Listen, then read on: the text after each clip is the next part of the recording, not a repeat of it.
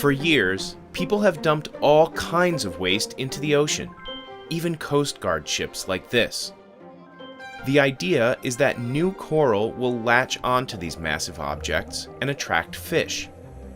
But just because it sinks doesn't mean it will help. In fact, some of these damaged pre-existing coral. Now, a company has said their artificial reef is safe for all marine life. The secret ingredient? It's made from the remains of the dead. There are thousands of memorial reef balls like this one off the eastern seaboard. They've become successful habitats and protect hundreds of millions of dollars of real estate from storm surge flooding. But with natural reefs dying off at an alarming rate, can these underwater graveyards actually make a difference? The two most important factors for a good reef are the materials you use and making sure it stays put. Larry Beggs and his team at Reef Innovations designed this bottom-heavy reef ball to withstand violent sea currents. They can weigh up to 5 tons. The chemicals in conventional concrete can harm sea creatures, so Reef Innovations has to use a special mix. The concrete is a pH-neutralized marine-grade concrete that is very important for coral growth. Oysters, corals, invertebrates, and stuff that will grow on the reef can attach to the reef ball very easily. The company uses fiberglass panels to form the basic shape of the ball. They insert an inflated buoy to keep the center hollow, creating the holes that fish like to swim through. Once the concrete dries, the team rinses the balls with a mixture of sugar and water to expose the surfaces where sea life will grow. This is where the dead people come in.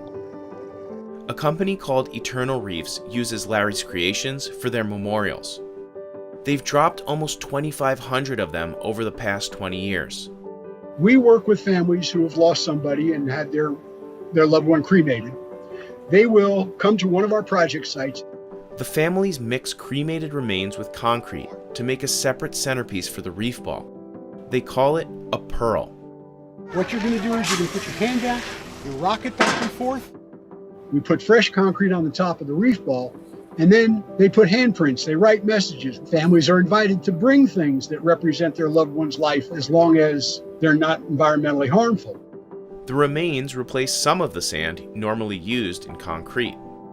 They give you actually the bucket and the mix, and then you pour your remains into that mix and you stir it. Phyllis Flowers lost her son to brain cancer when he was just 20 years old. So there's my son. I had no idea what the Eternal Reef was until John found it. In a small way, he was giving back to the world in his mind by being able to add to the ecology of the coral reef that will save, of course, our seashores and build back sea animals and fish. Families take their finished reef balls out to the open water, say a few words, maybe a prayer, and drop the memorial down to the seabed. The whole process costs about the same as a conventional cemetery burial. On Florida's Atlantic coast, another company is in the underwater burial business. The Neptune Memorial Reef is the final resting place for over 1,000 people. Here, the human remains are mixed into statues shaped like starfish or stingrays. It's also a tourist attraction. We estimate there's probably over 2,000 divers a month that visit the Neptune Reef. Over the past century, people hope to create scenic dive sites in other places. They've dropped passenger airplanes, car tires, even old battleships. It was really companies looking for cheaper ways of disposing products that they weren't using anymore, or the military had ships or tanks. And I think over time, there's increased recognition that these were not good for the environment. In the early 1970s, a nonprofit working with the Army Corps of Engineers dumped 2 million tires off the coast of Fort Lauderdale. The group optimistically called it the Osborne Reef, but the coral never grew. Seawater corroded the tires as well as the steel clips and nylon bonds holding them together. They broke apart, wiping out nearby natural reefs. Decades later, Florida began a cleanup expected to end by 2028. Some 600,000 tires are still down there. Healthy reefs provide a home for a quarter of all marine life, protect thousands of people from hurricane damage, and contribute over $4 billion to Florida's economy every year. But even the best designed artificial reefs can't keep up with climate change.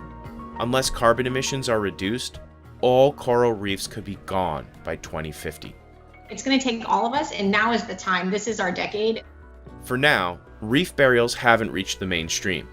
Even if every one of the 3.4 million Americans who died last year ended up in their own reef ball, it would still only replace about 1 square mile of Florida's shrinking reefs. If we did that around the world, it probably would help, but we aren't, So I feel good about what we're doing. Perhaps this kind of memorial is just a person's final act of hope that things can get better. Now is a time where we need a healthy ocean more than ever.